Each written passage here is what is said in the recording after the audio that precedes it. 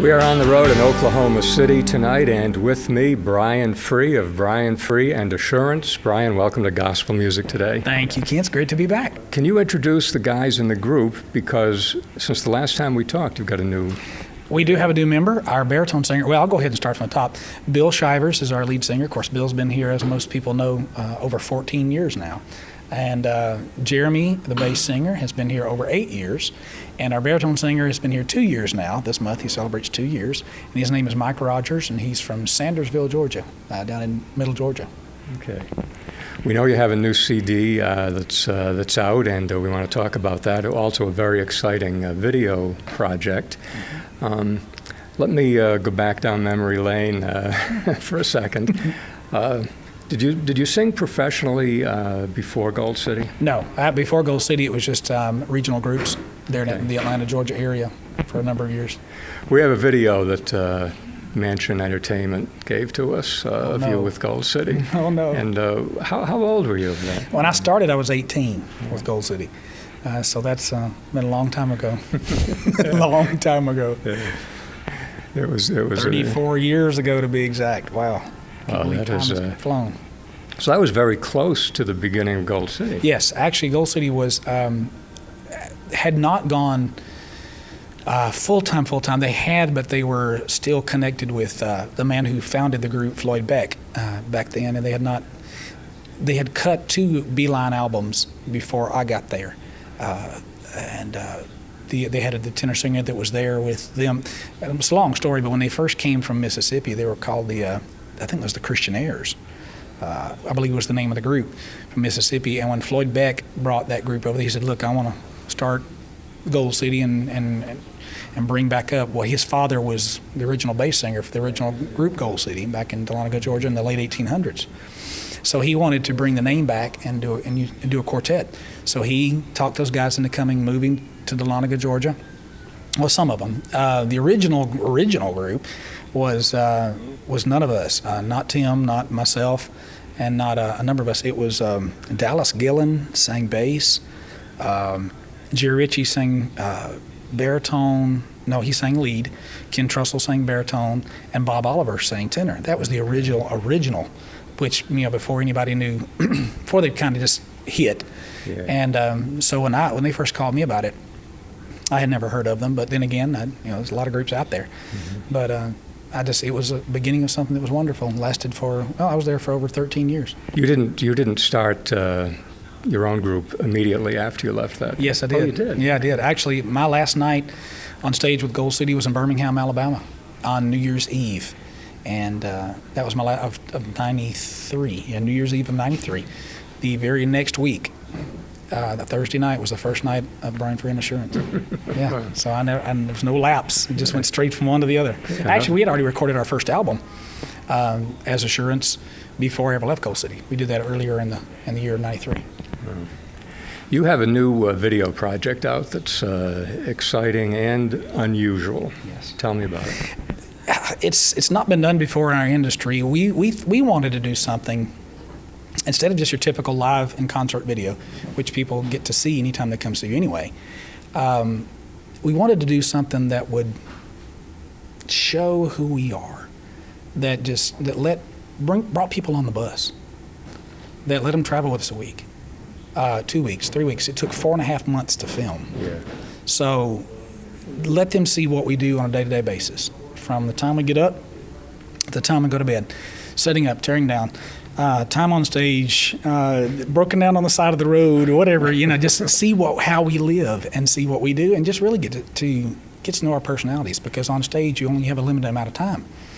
And so there's only so much people can get to know about a ministry and know what your heart is, mm-hmm. and know what you're thinking, and I like to get to know people when they're my friends or acquaintances, and I think people are the same way. So this film documentary is 1 hour and 20 minutes long of just us.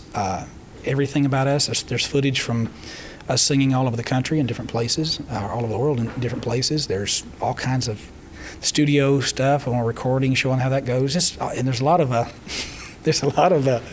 extra footage, B-roll stuff that is like the filming of. And if you want to laugh, if you want to cry, if you want to truly see our heart in every member of the group, watch this video. It's worth the watch. I would say that if there were any other ministry, that would make me want to sit down and watch him, is to get to know somebody, and that's the way to do it. Yeah. Did you have the videographer with you all the time? Yes, actually, Bryce, my youngest son, is our videographer. All right. And as a matter of fact, I've got a copy right here. We can see the copy of it, the cover. This is it. We have that is it right there. It's called "Unashamed of the Gospel of Jesus Christ: Bearing Free and Assurance," and it's also available in Blu-ray, which is something no one's done in our industry either. And we took the chance on that. It was filmed in RAW HD, so it was filmed had a high quality. We wanted to, for those techies that have HD TVs that can, that can recreate what's on the disc, to be able to do that too. So we offered in DVD and Blu-ray. Tell me about the new CD. Unashamed is the title of our newest CD, and it's been great. The first single off of the CD was "Say Amen," and what an amazing song! It just, every single night, it never ceases to. I'll be honest with you, the first 4, 5, 6 months of singing that song, it was hard to get through it. It's one of those where as you're singing it, you start thinking of the lines of that song and how it applies to you and what God has done. And and you start thinking about that stuff. And I don't care what's going on in your life. If you're a Christian and you've been a Christian more than a week, that song is it's just going to minister to you, because we all have so much to be thankful for. Mm-hmm. The second single is "Unashamed." It is still the current single. I think the new single will go out in a week or two, but it's now the current single and done great again. That "Unashamed" is kind of the theme of this DVD, of the new CD, of what we are. I think we live in a time where we've got to stop being closet Christians and come out and let folks know that we are what we say we are, number one. Mm-hmm. Number two, that we proudly, boldly, that the world does not hesitate one moment to push its agenda on us on a daily basis. Mm-hmm. And as time goes on, Christians are being persecuted more and more. We see it every day. And we Christians have got to, with holy boldness, with the love of Christ, but we've got to stand up and boldly stand behind the Word of God and not back up an inch from it. And that's what that song talks about. Mm-hmm. And I think the third single is going to be "Where There's a Will, He Has a Way," which is an up-tempo song that, for the very first time in my career, in the 34 years, I invited a guest singer. I've never, ever done that before. But when my wife, Pam, heard the demo to the song, we were listening to it at home, she said, "You've got," I was sitting there just listening, and I was kind of zoned out listening to I go through hundreds, sometimes 1,000 or more songs to pick 10 for an album. So she heard that song. I was in the kitchen sitting at the desk listening, and she said, "You have got to get Lauren Talley to sing with you on that song." And so, of course, I love the Talleys, always have. Yeah. And Lauren's got an amazing voice. I love to hear her sing. So when she said that, it was like light bulb went off. So I called her and asked her if she'd do it. She came in, she sang the second verse of that song and kept the lead from that point out, which kind of made it easy for me in the studio. All I had to sing was one verse and a chorus. Yeah. So she did a great job. The only negative to it is when people hear me singing, I'm certainly not Lauren Talley. I mean, she's just amazing. When I heard her verse and stuff, I was like, why did I even sing? Let's put her on the first verse too. Just let it be her song. She's just an amazing singer. So it's been a great CD. Every song on it, "Tell It Like It Was," is a great song. It goes over well. And there again, that gets back to our theme of telling things like they are. Stop walking around the issues and avoiding and evading them. Just talk about the way things are and what we need to do as Christians. You've been doing a lot with the radio releases for a while now, accompanied by videos. Yes. You were probably on the cutting edge of that. I just think that music videos, as a way for the song to come to life visually, obviously, hearing a song is one thing. Watching the story of a song or getting some type of mental concept of what the song's talking about is another. Yeah. It just adds another element to it. It makes it stick with you, I think, a little bit better. So I just felt like, and I still feel like, and we'll do a number of others. When their new CD comes out, we'll be doing at least one or two off that CD. I just think that when people can visually watch a portrayal of the song and what the song's talking about, it's better. And I think it's, to be quite honest, business-wise, it's money much better spent, because You can't. The visual side is what we are. Most all of us we retain longer anyway, Yeah. and it's good to be able to see it and hear it at the same time. And the video productions have been amazing. And I do want to ask you one thing. This is just for me. Maybe nobody else will care, but I have to know the story of the day at Sun Studio. That's fascinating to me. That was an amazing day. To condense a long story, we received an email from BBC in London, and most everybody's familiar with BBC America Television Network. And to be honest with you, when I first got the email, I thought it was a joke because we had everybody gets a lot of spam email, and I saw BBC, and I said sure.